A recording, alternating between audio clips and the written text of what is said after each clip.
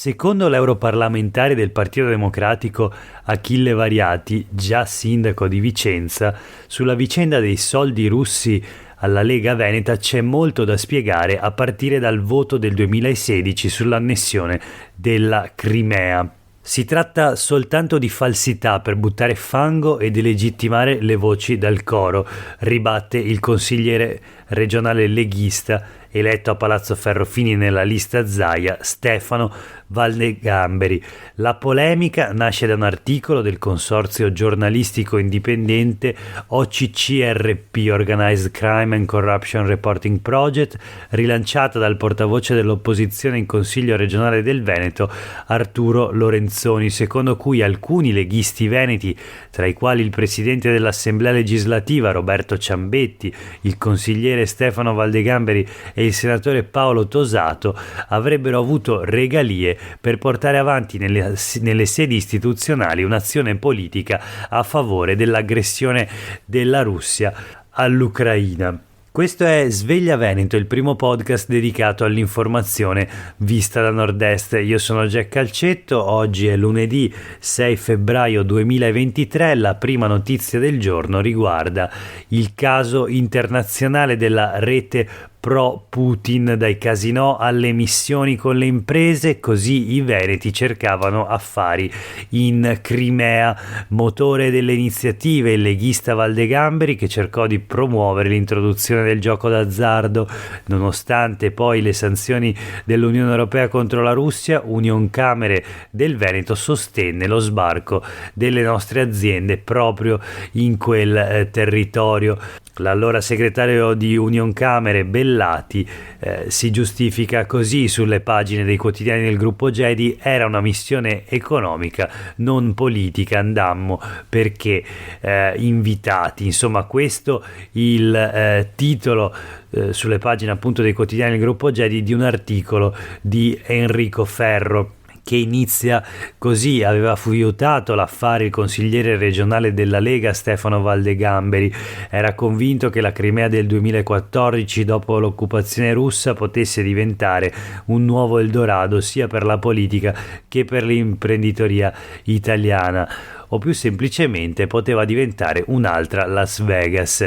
E così, tra un forum sull'economia e un dibattito sulle fake news, ha pensato che durante quei soggiorni nei resort a 5 stelle sul Mar Nero mancasse qualcosa che lui ha proposto di portare: il gioco d'azzardo. C'è anche questo nelle migliaia di email che gli hacker ucraini hanno pescato dal computer del parlamentare russo Mirzakhanian, responsabile delle International Agency for Currency Policy negli anni successivi all'invasione della Crimea. Insomma, Enrico Ferro nel suo articolo ricostruisce la vicenda emersa dall'inchiesta giornalistica di un consorzio appunto giornalistico indipendente che vede la presenza di un settimanale in lingua estone, Eski Express, con OCCRP, un team giornalistico investigativo che lavora su criminalità organizzata e corruzione, IRPI Media, un gruppo italiano di giornalismo d'inchiesta, e iStories, sito web russo specializzato in giornalismo investigativo. Il portavoce dell'opposizione, come dicevamo all'inizio, Arturo Lorenzoni, ha chiesto ai protagonisti di chiarire in aula. La notizia appunto anche sul Gazzettino di oggi, nell'articolo di Alda Vanzan intitolato "Leghisti filorussi, il PD attacca", Variati, c'è molto da spiegare, dice, un articolo di cui già in apertura vi ho letto i primi stralci, ma vediamo le dichiarazioni di Achille Variati, europarlamentare del Partito Democratico. Qua non basta fare spallucce e dire che è tutto falso. Ricordo che la Regione Veneto, proprio su iniziativa di Valdegamberi, con Ciambetti presidente del Consiglio e Zaia governatore, fu nel 2016 la prima regione europea a riconoscere l'annessione della Crimea da parte della Russia, un atto sconcertante ed eticamente ripugnante, dice Variati, visto che l'annessione illegale della Crimea è stato il primo passo della guerra di conquista e distruzione che gli amici di Valdegamberi e soci hanno scatenato contro l'Ucraina alle porte dell'Europa. All'epoca risultò incomprensibile, ora alla luce di queste notizie quella scelta assume un carattere ancora più sinistro. C'è molto da spiegare, dice l'ex sindaco di Vicenza. Ieri Valdegamberi ha di nuovo respinto le accuse. Quando ho visto il rapporto di questa fantomatica agenzia RP Media mi è venuto da sorridere per le stupidaggini scritte, ma ho anche subito pensato all'uso criminale delle informazioni per condizionare l'opinione delle persone. Chi esce dal coro va zittito con il discredito, scrive in una nota Valdegamberi.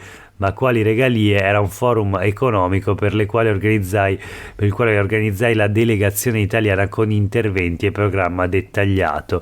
Il tema trattato era quello delle sanzioni e delle ricadute sull'economia italiana con il loro effetto boomerang.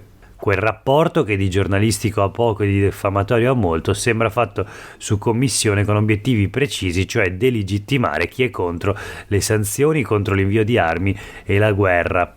Prosegue poi la nota con cui appunto Valdegamberi respinge tutte le accuse al mittente e sostanzialmente accusa appunto di fake news o comunque di essere totalmente infondato questo rapporto giornalistico.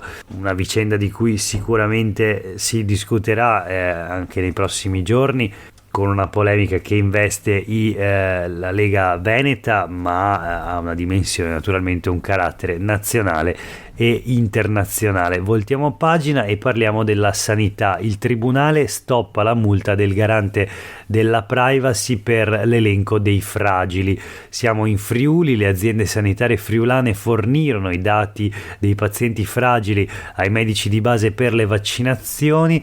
Secondo il giudice, con la cancellazione ci sarebbe il rischio di sospensione dei servizi sanitari, insomma, e per questo niente multa. Era stata contestata l'elaborazione fatta da un algoritmo con la lista dei pazienti che i dottori di base dovevano validare.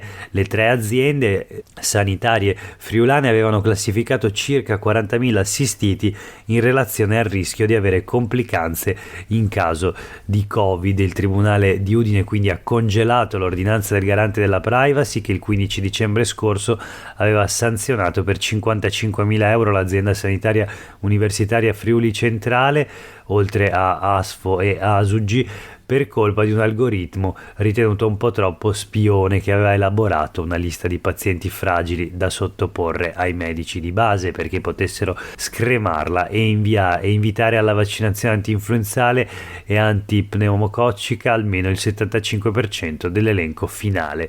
Così Camilla De Mori sul Gazzettino di oggi. Per quanto riguarda i nodi della sanità, in questo caso friulana. Voltiamo pagina, sempre sul Gazzettino, la politica nord-est. Parliamo del congresso del Partito Democratico in Veneto. Bonaccini insegue Schlein. Al terzo giorno di votazioni nei circoli, il governatore dell'Emilia risulta secondo. A livello nazionale invece le parti sono invertite. Il 26 febbraio sono previste le primarie tra i 2 candidati alla segreteria più votati. I candidati sono complessivamente 4: Stefano Bonaccini, Elly Schlein, Paola De Micheli, Gianni Cuperlo.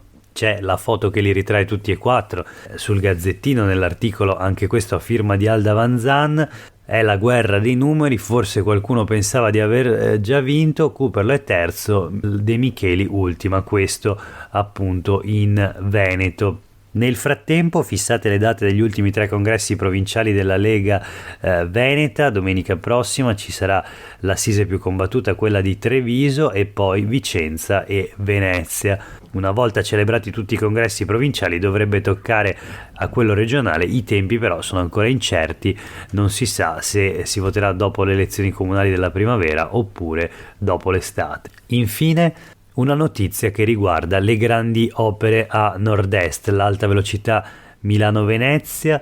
Secondo un articolo pubblicato sui quotidiani del gruppo Gedi, la bretella Marco Polo e il nodo di Verona saranno i nuovi cantieri del 2023 della TAV Veneta. Il punto sull'alta velocità fatto dal commissario Vincenzo Macello, vice direttore generale le infrastrutture della rete ferroviaria italiana e commissario straordinario per l'alta velocità veneta, dice la tratta fino a Vicenza sarà attivata entro il 2026. Siamo confidenti che le risorse per la tratta fino a Padova saranno presto individuate. Il potenziamento della Venezia-Trieste permetterà ai treni di toccare i 200 km orari con un aumento di capacità del 30%. Insomma, un'intervista di Matteo Marian a Vincenzo Macello sui quotidiani del gruppo Gedi di oggi. E per questo lunedì è davvero tutto, grazie per aver ascoltato questa puntata di Sveglia Veneto, a tutte e tutti voi una buona giornata.